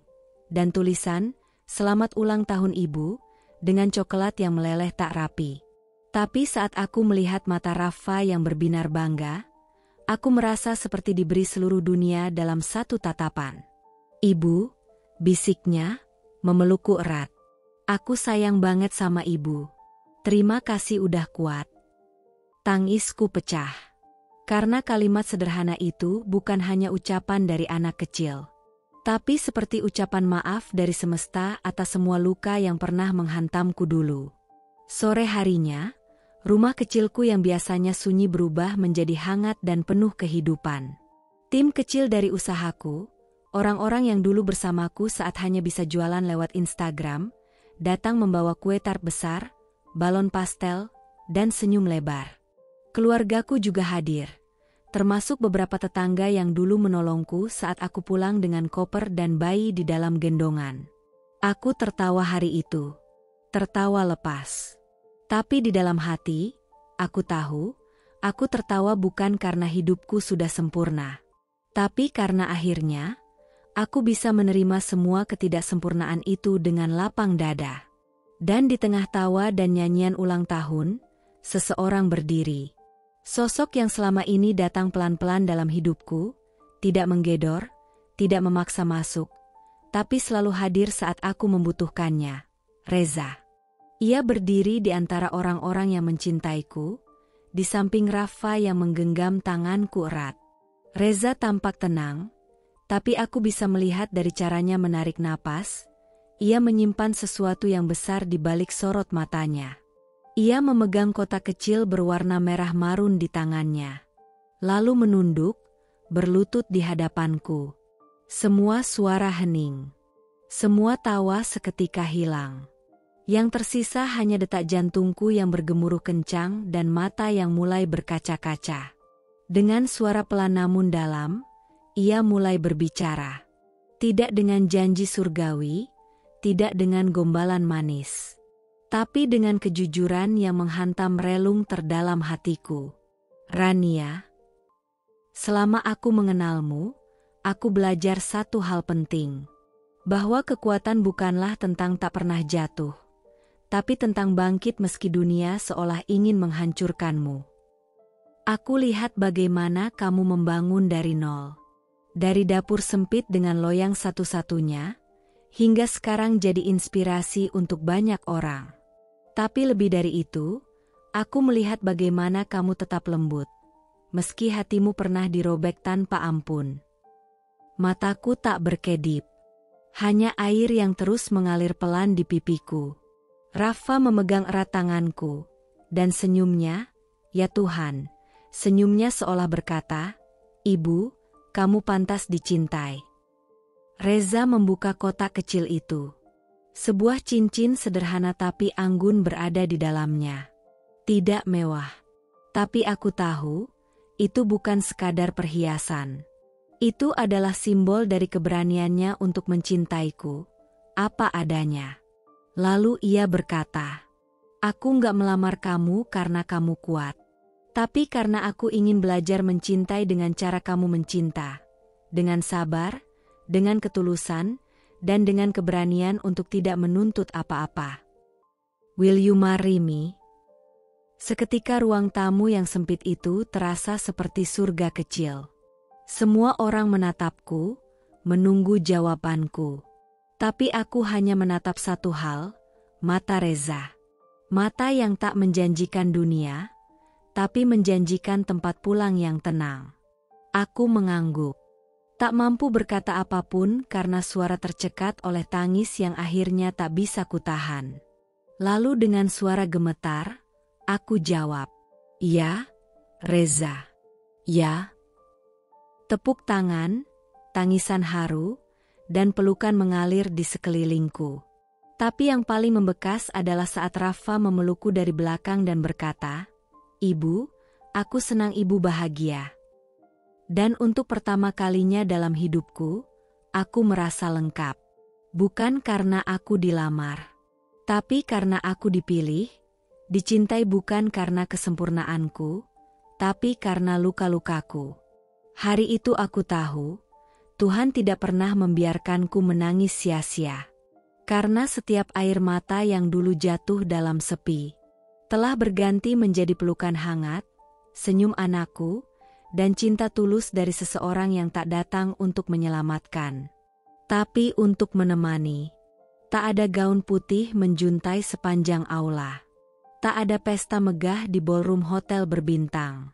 Tak ada undangan yang dicetak dengan tinta emas, atau tamu-tamu penting berjas formal yang berjejer di kursi baris depan. Pernikahan kami sangat sederhana. Hanya di halaman belakang rumah kecil yang dulu jadi tempatku memulai segalanya dari nol. Taman yang dulu kusiram sendiri setiap pagi sambil menahan air mata, kini dihias pelan oleh tangan-tangan sahabat dan keluarga yang mencintaiku. Balon putih dan krem bergoyang lembut di bawah langit biru yang hangat. Meja panjang dengan taplak rendah penuh kue-kue, hasil tangan tim dapurku. Bangku-bangku kayu yang disusun menghadap altar kecil berhiaskan bunga melati dan daun hijau. Tapi meski sederhana, hari itu terasa seperti keajaiban yang nyata. Aku berdiri di altar, bukan sebagai wanita yang disia-siakan. Bukan sebagai ibu yang dipisahkan dari anaknya. Bukan sebagai perempuan yang dulu dianggap tak pantas diperjuangkan. Tapi sebagai wanita yang telah memilih bahagianya sendiri. Aku mengenakan kebaya putih bersih, sederhana namun elegan. Tanpa banyak payet, tanpa mahkota. Hanya selendang tipis di kepala, dan senyum di wajahku yang tak bisa berhenti gemetar karena haru. Di sampingku, berdiri Rafa, anakku, dalam setelan jas kecilnya, menggenggam tanganku kuat. Dan ketika Reza berjalan ke arahku, dengan langkah tenang dan senyum yang begitu dalam, aku tahu, aku tak menikahi seorang pria sempurna. Aku menikahi seseorang yang tahu bagaimana rasanya patah, dan memilih tetap mencintaiku dalam rapuhku. Saat ijab kabul diucapkan, tangisku jatuh tanpa bisa kutahan. Tangis yang selama ini kusimpan di dada akhirnya tumpah, bukan karena sedih, tapi karena akhirnya aku menemukan akhir yang tak menyakitkan. Di depan saksi sederhana, keluarga, sahabat, dan tim kerja yang kini seperti keluargaku sendiri, kami mengikat janji. Tak ada janji untuk tidak menyakiti. Karena kami tahu, cinta pun bisa salah. Tapi kami berjanji satu hal, untuk tetap bertahan, bahkan di hari paling sunyi. Reza menggenggam tanganku setelah acara selesai, lalu berbisik di telingaku. Sekarang kamu gak perlu lagi kuat sendirian, Rania. Sekarang, kamu punya tempat pulang, setiap kali dunia terlalu bising. Aku menatapnya, dan di balik mata itu, aku menemukan ketenangan yang dulu kucari sia-sia dari orang yang salah. Malam harinya, kami tidak bulan madu ke luar negeri. Kami duduk di teras rumah, menikmati teh hangat dan roti buatan sendiri, sambil mendengarkan suara jangkrik dan tawa Rafa dari dalam kamar. Aku bersandar di bahu Reza. Dan untuk pertama kalinya dalam hidupku, aku tidak merasa takut akan hari esok. Karena hari ini saja, sudah cukup membuatku yakin bahwa aku akhirnya berada di tempat yang tepat. Pernikahan ini mungkin tak layak masuk majalah.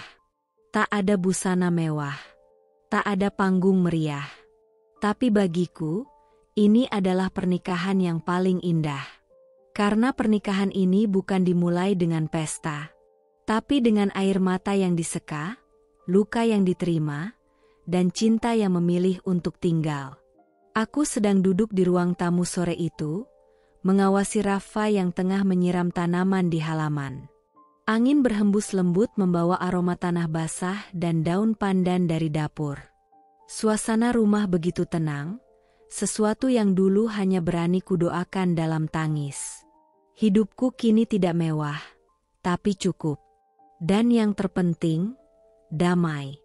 Tiba-tiba ponselku berbunyi. Sebuah pesan masuk dari nomor tak dikenal. Ran, kamu sudah tahu kabar Andra? Laras kabur bawa semua uangnya. Sekarang dia tinggal di kontrakan petak. Katanya kerja serabutan. Aku terdiam. Tak ada rasa terkejut. Hanya keheningan. Lalu perlahan, dada ini menghangat. Bukan karena senang, tapi karena ternyata semesta memang tak pernah tidur. Beberapa hari kemudian, seorang tetangga lama datang ke tokoku. Wajahnya tak asing, sepupu jauhnya Andra. Ia memandangku dengan tatapan yang dulu penuh meremehkan, kini berubah menjadi canggung dan penuh rasa bersalah. Rania, maaf, ya, dulu keluarga kami banyak salah. Kami ikut nyinyir, ikut membela Andra waktu kamu ditinggal. Kami pikir kamu cuma wanita lemah yang suka drama. Tapi sekarang, kami sadar siapa yang benar. Aku hanya tersenyum. Bukan karena memaafkan mereka, tapi karena hatiku kini sudah tak punya ruang untuk dendam. Aku terlalu sibuk mencintai hidupku sendiri, untuk sempat membenci masa lalu. Kudengar dari beberapa sumber bahwa Andra kini tinggal di sebuah rumah kontrakan sempit di pinggiran kota, berdinding tripleks yang gampang bocor saat hujan. Ia tidur di atas kasur tipis yang menempel langsung ke lantai dingin, dengan kipas angin rusak di sudut ruangan. Laras kabur, membawa semua simpanan uang dan barang-barang berharga. Ia bahkan meninggalkan surat, "Maaf, aku terlalu muda untuk hidup miskin bersamamu." Ironi, bukan? Andra yang dulu meninggalkanku demi perempuan yang katanya lebih segar, lebih hidup, lebih cocok dengannya, kini ditinggalkan perempuan itu tanpa sepeser pun harga diri. Ia bekerja serabutan. Kadang jadi ojek online. Kadang jual pulsa. Kadang bawa barang untuk tetangga. Tapi bukan itu yang paling menyakitkan, melainkan fakta bahwa tak ada seorang pun yang benar-benar menunggunya pulang. Keluarganya, yang dulu begitu lantang mencaci aku, kini datang meminta maaf. Satu persatu. Lewat pesan, lewat titipan ucapan dari orang ketiga. Tapi aku memilih diam. Bukan karena aku masih marah. Tapi karena aku sudah selesai. Sudah selesai berharap penyesalan mereka bisa menyembuhkan luka masa lalu. Sudah selesai mengemis keadilan dari orang-orang yang dulu terlalu buta oleh ego. Sudah selesai menjadi perempuan yang ingin didengar oleh mereka yang bahkan tak peduli saat aku menangis darah. Diamku bukan kekalahan, tapi bukti bahwa aku tak lagi butuh pembenaran. Aku tak pernah berdoa agar Andra jatuh. Tapi mungkin, semesta ingin menunjukkan bahwa luka tak pernah benar-benar bisa ditinggalkan. Karena pada akhirnya, semua yang kita perbuat akan kembali. Mungkin bukan hari ini, tapi akan datang. Pelan. Diam-diam. Tapi pasti. Dan hari itu, aku sadar. Karma tidak selalu datang dengan guntur dan petir. Kadang, ia datang lewat sepi. Lewat kepergian orang-orang yang dulu kita bela mati-matian. Lewat malam-malam sunyi tanpa siapapun untuk diajak bicara. Dan itulah yang kini menghampiri Andra. Karma yang tidak berisik, tapi mematikan perlahan. Sementara aku duduk di teras rumah, memandang Rafa dan Reza sedang tertawa di halaman. Hati ini tenang, karena aku tahu, aku tidak menang karena membalas. Aku menang karena memilih untuk bahagia. Pagi ini, aku terbangun bukan karena dering alarm, tapi oleh aroma roti yang baru matang dari dapur. Roti buatan Reza, yang kini sudah terbiasa bangun lebih dulu untuk membantu usaha kecil kami.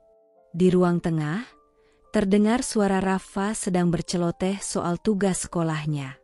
Cahaya matahari menyusup lembut melalui tirai jendela, menyapa dengan kehangatan yang dulu hanya bisa kuimajinasikan dalam doa-doa panjangku. Aku duduk di kursi tua di teras belakang, mengenakan daster lusuh yang nyaman, menggenggam secangkir teh hangat, dan menatap langit yang biru tanpa awan. Dan di saat itulah, aku sadar. Aku telah menjadi versi baru dari diriku. Bukan karena hidupku kini tanpa masalah. Bukan karena semuanya berjalan mudah. Tapi karena kini aku tahu, aku sanggup berdiri bahkan setelah diterpa badai yang hampir menenggelamkanku. Dulu, aku adalah istri yang disia-siakan, ibu yang dirampas anaknya, wanita yang diinjak martabatnya.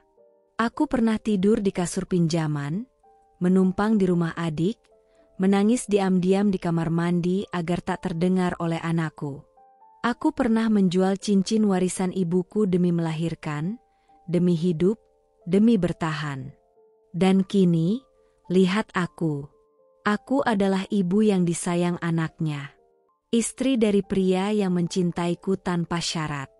Pemilik usaha kue kecil yang dibangun dari sisa air mata dan semangat yang nyaris habis. Aku yang dulu menangis karena dicampakan. Kini menangis karena bersyukur. Karena ternyata air mataku dulu bukan sia-sia. Mereka adalah pupuk yang disiram Tuhan dengan waktu, hingga tumbuh menjadi kekuatan yang tak bisa digoyahkan lagi. Aku tidak menjadi hebat karena semua baik-baik saja. Aku menjadi kuat karena aku pernah hancur, dan tidak ada yang menolongku, kecuali diriku sendiri. Reza datang ke teras, membawa sepotong roti hangat dan tersenyum. Ia mencium keningku dan duduk di sebelahku. Tak banyak kata, hanya kehadiran. Dan itu sudah cukup. Beberapa saat kemudian, Rafa menyusul. Duduk di pangkuanku, sambil menyenderkan kepalanya di bahuku. "Bu, ibu tahu nggak?" katanya pelan. "Aku seneng banget kita sekarang kayak gini." Aku tersenyum, menahan haru yang datang tanpa aba-aba. "Ibu juga, Nak. Ibu juga nggak nyangka bisa sampai di titik ini." Dan dalam hati, aku hanya bisa berbisik lirih. "Tuhan, terima kasih." Bukan karena kau memberiku hidup yang mudah, tapi karena kau beri aku hati yang cukup kuat untuk tetap berjalan, meski penuh luka. Aku tahu sekarang bahwa Tuhan memang tidak tidur. Dia hanya menunggu waktu yang tepat, waktu yang sesuai. Waktu di mana aku benar-benar siap menerima bahagia yang tak lagi penuh tangis, tapi penuh makna. Kini, aku tak ingin membuktikan apa-apa. Aku tak butuh pengakuan dari siapapun. Karena aku tahu, diriku yang sekarang adalah jawaban dari doa-doaku yang dulu, doa yang kuucap sambil berlutut, saat tak ada yang mendengarkan selain langit. Dan jika hidup ini adalah novel, maka bab ini bukanlah akhir, tapi titik koma dari sebuah awal yang baru. Dulu aku dibuang, seperti sampah yang tak lagi dianggap berguna. Dilecehkan, dihina, dicampakkan seolah keberadaanku tak lebih dari beban dalam hidup seseorang. Aku pernah berada di titik di mana bahkan bayanganku sendiri terasa asing. Hidupku hanya berisi luka dan pertanyaan tanpa jawaban. Apa salahku? Kenapa aku tidak cukup? Sampai kapan aku harus kuat sendirian? Tapi lihat aku sekarang. Aku diperlakukan seperti ratu. Bukan karena aku mendamba kemewahan, tapi karena aku akhirnya bersama pria yang tahu bahwa mencintai bukan hanya soal memberi bunga, melainkan soal berdiri di sisiku bahkan saat bunga itu layu. Anakku tumbuh bahagia, tertawa lepas, tidur dengan damai, tak lagi menyimpan takut dalam pelukannya. Karena ia tahu, ibunya kuat, dan ia kini memiliki rumah yang sesungguhnya. Bisnisku berkembang. Dari dapur kecil di sudut rumah kontrakan, kini menjadi usaha yang menghidupi banyak orang. Dan setiap kue yang keluar dari oven bukan hanya makanan, tapi simbol dari ketekunan dan air mata yang tak pernah sia-sia. Dan yang terpenting, hatiku telah sembuh. Tak lagi menyimpan dendam. Tak lagi menoleh ke belakang sambil menggenggam luka. Aku sudah memaafkan semua yang pernah menyakiti, bukan untuk mereka, tapi untuk aku yang berhak merasakan tenang. Karena pada akhirnya, bahagia itu bukan tentang siapa yang mencintai kita, tapi tentang siapa yang tetap tinggal. Saat dunia kita runtuh, saat kita tidak cantik, tidak kuat, dan tidak mampu memberi apa-apa. Bahagia itu bukan ditemukan, tapi dibangun.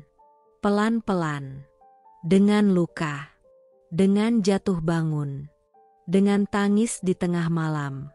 Dan yang paling penting, dengan cinta yang kita pilih untuk tetap kita beri, bahkan saat kita sendiri sedang patah. Aku tak pernah menyangka, perempuan yang dulu menangis di depan pengadilan sambil menggenggam akta cerai, akan menjadi perempuan yang kini duduk di teras rumah, dikelilingi cinta, tawa anaknya, dan tangan hangat seorang suami yang tak pernah membiarkannya berdiri sendirian. Dan jika ada yang bertanya bagaimana caraku sampai ke titik ini, aku hanya akan menjawab, dengan tidak menyerah. Kisah ini bukan sekadar tentang seorang perempuan yang dikhianati, kehilangan, dan dihancurkan oleh orang yang paling ia percaya. Ini adalah kisah tentang perjalanan menjadi utuh kembali, tentang bagaimana dari puing-puing hati yang hancur, seseorang bisa membangun kehidupan baru yang lebih kuat, lebih indah, dan lebih berarti. Rania bukan wanita sempurna. Ia menangis, ia terpuruk, ia sempat kehilangan segalanya. Anaknya, rumahnya, harga dirinya. Tapi ia memilih untuk tidak berhenti di sana. Ia tak membalas dengan dendam. Ia membalas dengan keberhasilan, ketegaran, dan keanggunan. Ia menunjukkan bahwa seorang perempuan bisa bangkit, bahkan ketika dunia menertawakannya. Bahwa air mata yang dulu jatuh bukan sia-sia, mereka adalah pupuk yang menyuburkan kekuatan. Dan bahwa cinta sejati bukan datang dari siapa yang datang pertama, tapi dari siapa yang tetap tinggal, dan menyembuhkan. Dalam dunia yang seringkali menilai perempuan dari seberapa dibutuhkan, kisah ini mengingatkan bahwa perempuan tidak perlu diselamatkan. Mereka hanya butuh ruang untuk menyelamatkan diri mereka sendiri. Dan ketika mereka berhasil, dunia pun akan belajar untuk tak lagi meremehkan air mata yang jatuh dalam diam.